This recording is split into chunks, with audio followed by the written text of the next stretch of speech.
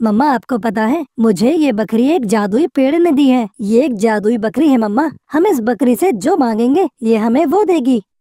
हाँ माँ जी, मैं एक जादुई बकरी हूँ और तुम मुझसे जो मांगोगी मैं तुम्हें वो दूंगी। फिर वो जादुई बकरी उन्हें मीठी मीठी टोकरी भरकर फल देती है। गोलू बेटा, अब आप बड़े हो गए हो तो अब आपको अपने पापा के साथ काम पर जाना चाहिए। मम्मा मैं तो पापा से रोज कहता हूँ, मगर पापा मानते ही नहीं। गोलू, आपके पापा ने तो आपको बिगाड़ रखा है। मुझे अपने बेटे पर पूरा विश्वास है। मेरा बेटा कभी नहीं बिगड़ेगा। वो बड़ा होकर एक सच्चा और अच्छा पक्षी बनेगा। फिर टुन्नू चिड़ा अपने काम के लिए चला जाता है। वो तेज ऊंचाई से उड़ रहा था कि तभी उसकी नजर नीचे जमीन पर रखे एक मटके पर पड़ती है। जब वो नीचे आकर देखता है तो उस मटके में सोने के सिक्के भरे हुए थे।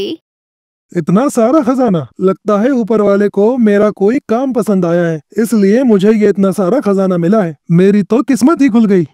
फिर टुन्नू चिड़ा वो खजाने का मटका लेकर अपने घर आने लगता है। वो तेजी से उड़कर अपने घर आ रहा था। तभी अचानक से किसी शिकारी का तीर उसके ऊपर लगता है और वो नीचे गिरकर मर जाता है। उसके खजाने का मटका झाड़ियों में गिर जाता है। शाम को हरिया तोता जब वहाँ से गुजरता है तो वो टुन्नू चिड़ा को मरा हुआ देखकर उसके पास आता है। अरे रे रे, ये तो बहुत बुरा हुआ। किसी जालिम शिकारी ने इस टुन्नू चिड़े को मार दिया है। मुझे जल्दी से जाकर इसके घर वालों को बताना होगा।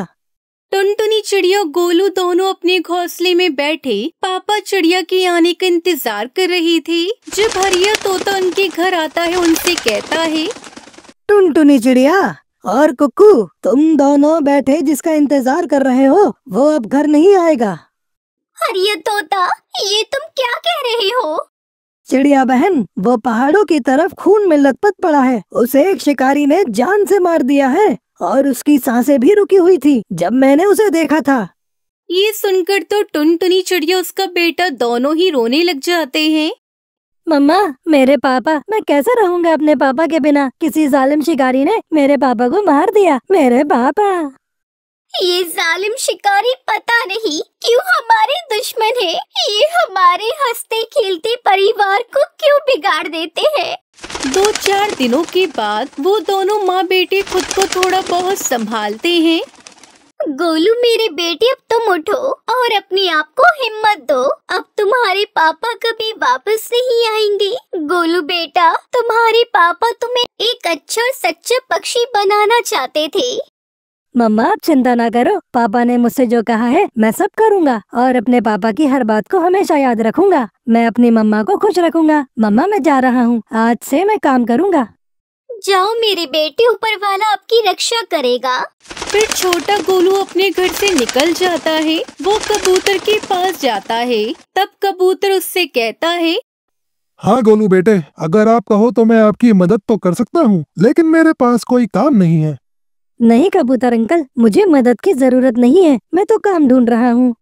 फिर गोलू सारा दिन इधर से उधर फिरता है और हर जगह काम मांगता है, लेकिन उसे कहीं भी कोई भी काम नहीं मिलता। शाम को वो थका कर घर आ जाता है, जहाँ उसकी मम्मा उससे कहती है, चिंता मत करो मेरे बेटे, आपको जल्दी कोई न कोई काम मिल जाएगा। मम्मा अब मुझे समझ आ रहा है, पापा तो बड़ी मुश्किलों से कमा कर लाते होंगे। मम्मा बाहर की दुनिया तो बहुत बुरी है, कोई भी किसी से सीधे मुंह बात नहीं करता, सब अपना ही अपना सोचते हैं। गोलू बेटा, जब आपके पापा थे तब हमें बाहर की कोई चिंता नहीं थी। फिर दूसरे दिन गोलू अपनी मम्मा से कहता है, मम्मा पापा वाली कुल्हाड़ी कहाँ है? मैं पापा वाला ही काम करूँगा और मैं भी लकड़हारा ही बनूंगा। नहीं गोलू बेटा, इसी काम में तो आपके पापा की जान गई थी। मैं आपको खोना नहीं चाहती। आप इस काम को मत करो बेटा। नहीं मम्मा, ऐसा कुछ भी नहीं है। जो भाग्य में होता है वही होता है। मम्मा आप खुशी से मुझे कुल्हाड़ी दो। फिर गोलू किसी तरह अपनी मम्मा को मना लेता है। मेरे बेटे, अगर आपकी यही इच्छा है तो जाओ, और मेरे बेटे मैं आपको नहीं रोकूंगी। माँ मैं अपने पापा की तरह ईमानदारी और मेहनत से काम करूँगा। ये लो गोलू बेटा, इस पोटली में एक लड्डू है। जब तुम्हें भूख लगे तो खा लेना, और इस बोतल में थोड़ा पानी है। जब तुम्हें प्यास लगे तो पी लेना। फिर गोलू कुल्हाड़ी लेकर अपने घर से निकल जाता है। गोलू ये नहीं जानता था कि लकड़ी काटना भी कोई आसान काम नहीं है, लेकिन वो फिर भी जाता है और वो घने जंगल की तरफ निकल जाता है। लेकिन फिर भी उसे कहीं भी कोई सूखा पेड़ नजर नहीं आता। तब वो थक हार कर एक जगह बैठ जाता है। मुझे उड़ते उड़ते भूख लगी है, मैं अपना लड्डू खा लेता हूँ। फिर गोलू अपनी पोटली से वो लड्डू निकालता है। वो उसे खाने ही वाला था कि तभी अपने घोंसले में बैठी एक बूढ़ी चिड़िया उससे आवाज देती है। छोटे पक्षी, मैं बहुत भूखी हूँ, मुझे खाने के लिए कुछ दे दो। मैं उड़ नहीं सकती, प्लीज मुझे खाने के लिए कुछ दे दो। फिर गोलू उस बूढ़ी चिड़िया के पास आता है। माँ जी, मेरे पास ये एक लड्डू है, आप इसे खा लो। जीते रहो बेटा और हमेशा खुश रहो। फिर गोलू वहाँ से फिर से उड़ता है। जब उसे प्यास लगती है तो वो फिर एक जगह बैठ जाता है। शाम में अभी थोड़ा समय बाकी है, मैं ये पानी पी लेता हूँ, इससे मुझे थोड़ी शक्ति मिलेगी। छोटे पक्षी, मैं बहुत प्यासा हूँ, मुझे पानी दे दो। मैं कब से पानी ढूंढ रहा हूँ, लेकिन मुझे कहीं भी पानी नहीं मिल रहा। आप मुझे पानी पिला दीजिए। पेड़ की ये बात सुनकर तो गोलू सोच में पड़ जाता है। शायद वो लड्डू और ये पानी मेरा नहीं है, जो हमारा नहीं होता वो हमें कभी नहीं मिल सकता। फिर गोलू अपनी बोतल का सहारा पानी उस पेड़ की जड़ों में डाल देता है। मुझे एक नई जिंदगी मिल गई बेटे। आपकी ये कुल्हाड़ी बता रही है कि आप एक लकड़हारे हो। मैं सूखी लकड़ियाँ ढूंढ रहा हूँ, मेरे पापा भी इस दुनिया में नहीं रहे, मुझे अपनी मम्मा के लिए ये सब करना ही होगा। बेटे, तुमने मेरी मदद की है, इसलिए मैं भी तुम्हारी मदद करना चाहता हूँ। ये कहकर वो पेड़ उस गोलू को एक जादुई बकरी देता है और उससे कहता है, यह लो बेटे, यह एक जादुई बकरी है और इस बकरी से तुम जो मांगोगे यह तुम्हें वो देगी और तुम्हारी हर इच्छा को पूरा करेगी। तुम इसे अपने घर ले जाओ। फिर गोलू वो बकरी लेकर अपने घर आता है और अपनी मम्मा को सारी बात बताता है। मम्मा, मम्मा, आपको पता है मुझे ये बकरी एक जादुई पेड़ ने दी है। ये एक जादुई बकरी है। मम्मा, हम इस बकरी से जो मांगेंगे ये हमें वह देगी।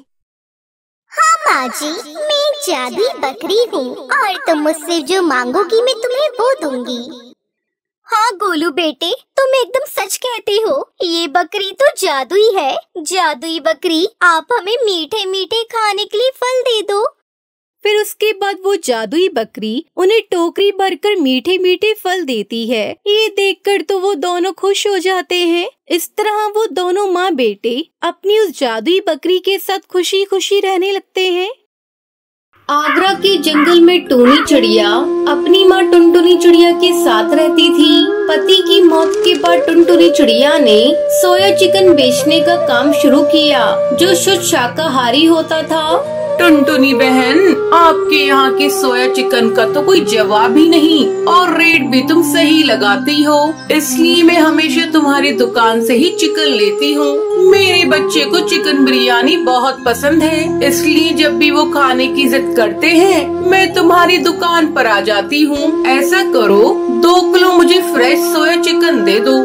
चिकन लेकर हरी तोती वहाँ से चली जाती है। इस तरह जंगल के सभी पक्षी सोया चिकन और सोया मटन टुनटुनी की दुकान से ही खरीदते थे।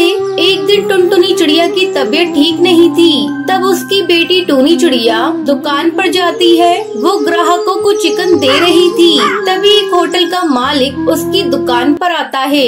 मैंने सुना है कि तुम्हारी दुकान पर फ्रेश चिकन और मटन मिलता है। मुझे अपने होटल के लिए रोजाना 15 किलो चिकन और मटन चाहिए, क्या तुम दे सकती हो? हाँ हाँ सेठ जी, आप होटल का पता दे दीजिए, मैं कल से आपके होटल पे सारा सामान पहुंचा दूंगी। तो ठीक है, ये एडवांस रख लो, बाकी के पैसे मैं महीने के अंत में दे दूंगा। शाम को टूनी अपनी दुकान बंद करके घर जाती है। माँ ये देखो, इतने सारे पैसे। आज दुकान पर मेरा पहला दिन था और आज ही मुझे एक बहुत बड़ा ऑर्डर मिला है। कल से ही मुझे एक होटल में 15 किलो सोया मटन और चिकन पहुँचाना है। ये तो बहुत अच्छी बात है बेटा, तू मेरे लिए लकी है। अगले दिन टूनी चिड़िया सुबह सुबह अपनी दुकान पर चली जाती है और 15 किलो चिकन और मटन लेकर होटल पहुंचती है। ठीक है, इसे वहाँ रख दो, कल फिर इसी समय पर आ जाना। इस तरह टूनी रोज होटल में सोया चिकन और मटन पहुंचाने लगी। जल्द ही 1 महीना गुजर जाता है। मालिक, आज पूरे 1 महीने हो गए, मेरे बकाया पैसे मुझे दे दीजिए। और ये लीजिए, ये रहा आज का 15 किलो मटन और चिकन। ऐसा है टूनी, आज से मुझे ये सोया मटन और चिकन नहीं चाहिए, तुम्हारे रेट से कम में मुझे मिल रहा है। ये लो तुम्हारा बकाया पैसा। उदास मन से पैसे लेकर टूनी घर लौट आती है। अब मैं क्या करूं? इतने सारे चिकन और मटन का अगर इसे इसी तरह छोड़ दिया तो ये कल तक खराब हो जाएंगे। मुझे बहुत सारा घाटा हो जाएगा। अगर माँ को इस बात का पता चलेगा तो उनकी तबीयत फिर से खराब हो जाएगी। हे भगवान, अब तुम ही कोई रास्ता दिखाओ। टूनी चिड़िया यही सब बैठी बैठी अपने कमरे में सोच रही थी। तभी वहाँ उसकी माँ टुनटुनी आती है। क्या हुआ टूनी, आज तो इतनी उदास क्यों है? और यहाँ इतने बड़े थैले में क्या है? माँ, होटल की मालिक ने आज चिकन और मटन लेने से मना कर दिया। अब तुम ही बताओ, इतना सारा चिकन और मटन का मैं क्या करूँ? बेटा, तू इतनी चिंता क्यों करती है? बिजनेस में तो नफा नुकसान चलता ही रहता है। मैं ऐसा करती हूँ, इस चिकन और मटन से बिरयानी बना देती हूँ, तो उसे ले जाकर दुकान पर बेच देना। फिर टुनटुनी चिड़िया बिरयानी बनाने में लग जाती है। माँ, बिरयानी की तो खुशबू बहुत अच्छी आ रही है, थोड़ी बिरयानी मुझे खाने को दो। टूनी बिरयानी खाने लगती है। ये तो बहुत स्वादिष्ट है, आपके हाथों में तो जादू है, जादू। अरे पगली, अब मेरी तारीफ ही करती रहेगी या बिरयानी को ले जाकर दुकान पर जाकर बेचेगी? जल्दी लेकर जा, नहीं तो ठंडी हो जाएगी। टूनी चिड़िया सारी बिरयानी को लेकर अपनी दुकान पर चली जाती है। आओ आओ, सस्ती सोया बिरयानी खाओ, स्वादिष्ट बिरयानी खाओ। उसकी बात सुनकर कुछ पक्षी बिरयानी खाने आते हैं और बिरयानी खाकर तारीफ करते हैं। बिरयानी बेचकर टूनी चिड़िया को बहुत मुनाफा होता है। आगे से वो फैसला करती है कि अब वो सोया चिकन और सोया मटन की जगह वेज बिरयानी बेचा करेगी। उस दिन के बाद से दोनों माँ बेटी मिलकर बिरयानी बेचने लगती हैं और खूब सारे पैसे कमाती हैं। इस तरह वो खुशी खुशी अपनी जिंदगी बिताने लगती है। रामपुर में कालू अपनी पत्नी टुनटुनी के साथ रहता था। कालू बहुत ही गरीब था, वो मजदूरी करता था और टुनटुनी पक्षियों के घरों में काम करती थी। उनके 2 बच्चे थे।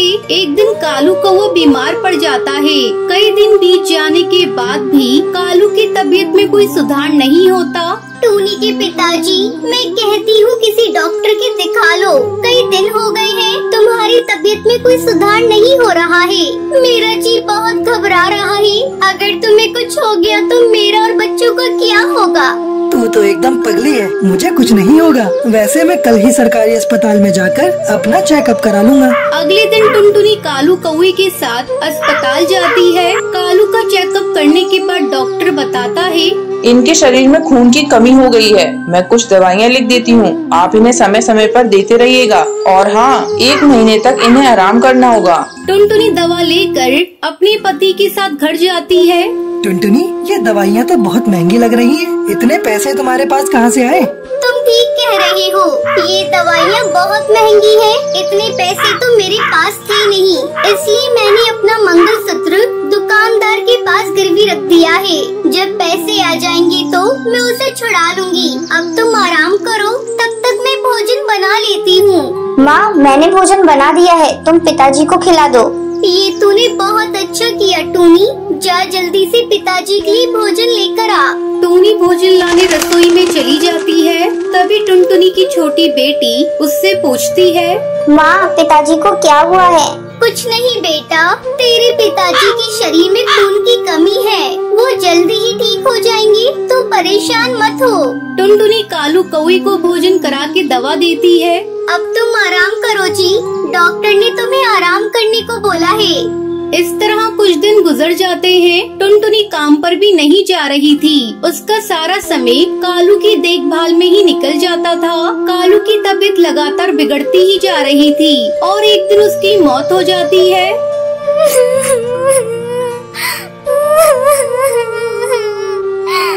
टूनी के पिताजी, आप हम लोगों को छोड़कर क्यों चले गए? मैं अकेली बच्चों की देखभाल कैसे करूंगी? पिताजी आप उठ जाइए। पिताजी आप हम लोगों के साथ ऐसा क्यों कर रहे हैं? टुनटुनी की दुनिया उजड़ चुकी थी। उसे कुछ भी समझ में नहीं आ रहा था कि अब वो क्या करेगी। एक दिन टूनी चिड़िया उससे कहती है, माँ तुम कहो तो मैं आपकी जगह काम करने चली जाऊँ। घर में सारा राशन खत्म हो गया है। नहीं बेटा, मैं कल खुद ही काम पर चली जाऊंगी। अब कितने दिनों तक घर पर अकेली बैठी रहूंगी? अगले दिन टुनटुनी काम पर जाती है। अरे टुनटुनी, तू इतने दिनों तक कहाँ थी? मैंने तेरी जगह दूसरी नौकरानी रख ली है। ये ले तेरे पिछले महीने की पगार। टुनटुनी वापस अपने घर आ जाती है। माँ तुम बहुत जल्दी आ गयी। क्या करूँ बेटा, मालकिन ने मेरी जगह नई नौकरानी रख ली है। मैं सोच रही हूँ कल से जलेबी बनाकर बेचना शुरू कर दूँ। वैसे भी बारिश का मौसम है, इस मौसम में गर्मा गर्म जलेबी खाना सभी पसंद करते हैं। अगले दिन टुनटुनी एक स्कूल के बाहर जलेबी बेचना शुरू कर देती है। जलेबी वाली आंटी, मुझे छोटी छोटी दही के साथ गरम गरम जलेबी देना। अरे ओ कलवा, आ तू भी यहाँ आकर गर्मा गर्म जलेबी खा। आंटी की जलेबी बहुत ही स्वादिष्ट है। आंटी मेरे दोस्त को दही के साथ जलेबी देना। स्कूल के बच्चे टुनटुनी की गर्मा गर्म जलेबी खाते और उसकी तारीफ करते। जलेबी की बिक्री देखकर टुनटुनी बहुत खुश थी। जल्द ही टुनटुनी सारी दही जलेबी बेचकर वापस घर चली जाती है। टूनी बेटा, मेरी जलेबी सारे पक्षियों को बहुत पसंद आई और जल्दी ही बिक गई। माँ ऐसा करती हूँ, मैं भी कल से आपके साथ चलूंगी। नहीं बेटा, तुझे मेरे साथ जाने की कोई जरूरत नहीं। तू अपनी और अपनी बहन की पढ़ाई पर ध्यान दे। कल से तुम लोग फिर से स्कूल जाना शुरू कर दो। इस तरह टुनटुनी चिड़िया जलेबी बेचकर अपना और अपनी बेटियों का पेट पालने लगी और खुशी खुशी रहने लगी।